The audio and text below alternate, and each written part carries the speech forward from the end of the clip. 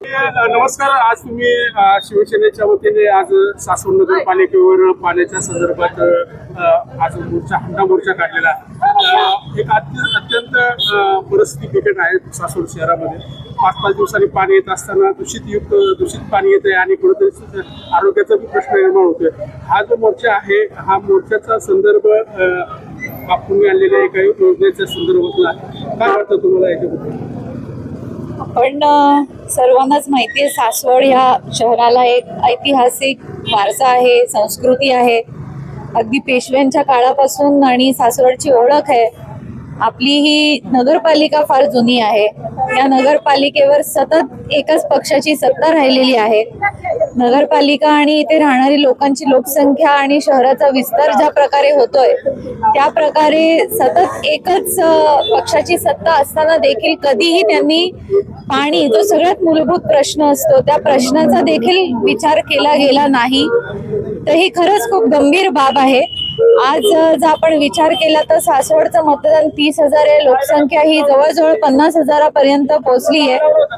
आता जी पाण्याची व्यवस्था आहे ती 26 वर्षापूर्वी केलेली आहे. तेव्हाची लोकसंख्या 15 ते 20,000च्या घरात होती. त्यामुळे ही जी वाढती लोकसंख्या आहे त्याच्यावर या मागच्या 26 वर्षात कुठलाही विचार केला नाही.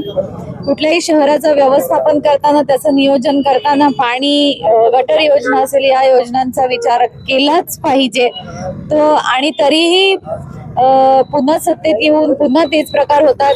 यांना लोकांना सुविधा द्यायच्याच नाहीयेत, यांना लोकांना असंच सडवट ठेवायचंय आणि मग निवडणुका आल्या की काही विशिष्ट प्रकार करायचे. आणि हे पण मग लोकांनी हे समजलं पाहिजे की अशा लोकांना निवडून दिल्यावर मग आपल्याला विचारण्याचा अधिकार राहत नाही.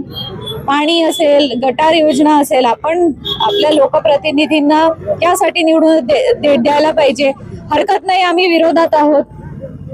तर नगरसेवक आमचे जेवढेही निवडून आलेले आहेत त्यांना या गोष्टीची खूप चांगली जाणीव आहे आणि लोकांच्या या हक्कासाठी, या मूलभूत हक्कासाठी आपण भांडतोय.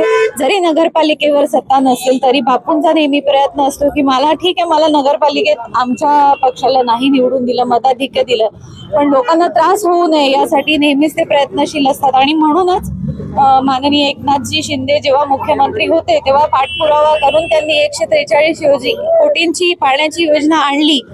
त्या पाण्याच्या योजनेसाठी 12.5 कोटी कलेक्टरने ते वर्ग सुद्धा केले नगरपालिकेला. पण तेही वादविवादात, श्रेयवादात की आम्ही उद्घाटन करणार, तुम्ही करणार की काय करणार, अशा श्रेयवादात तेही पैसे परत गेले आणि योजनेचं काम काही सुरू होऊ शकलं नाही. तर यांना काहीही पडलेलं नाही या लोकांशी. लोक तिथे तहानलेले, भुकेले, काही झालं तरी लोकांचं चालेल, पण यांना आपल्या राजकारणात रस आहे, यांना आपली भाकरी भाजून घ्यायची आहे. तर लोकांनी हे समजून घेतलं पाहिजे. आणि जी पाण्याची व्यवस्था आता चालू आहे ती कुठल्याही परिस्थितीत 2 दिवस, किती वेळ दिला तुम्ही?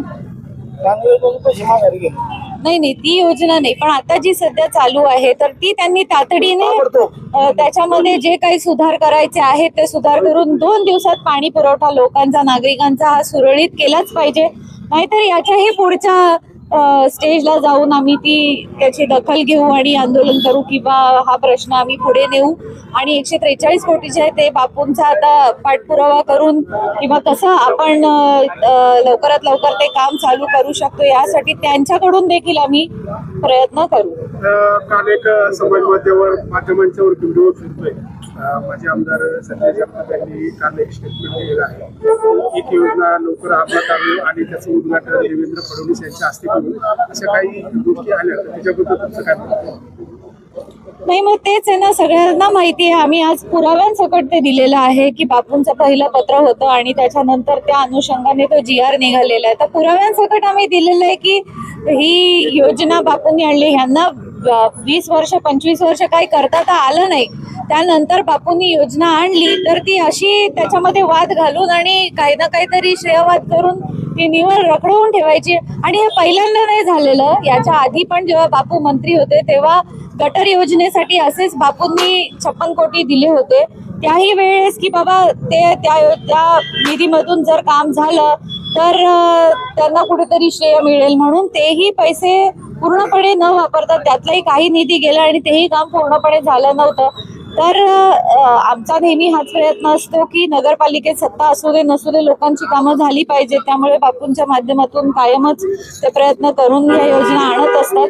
पण ह्यांना असं आहे की आणलेले कामं होऊनही द्यायची नसतात. आणि नगरपालिका ही छोटी आहे त्यामुळे एवढी 150 कोटींच्या योजना हे काही नगरपालिकेच्या निधीतून होऊ शकत नाही. ते नगर विकास खात्यातून किंवा विशेष प्रयत्न करून आणावे लागतात.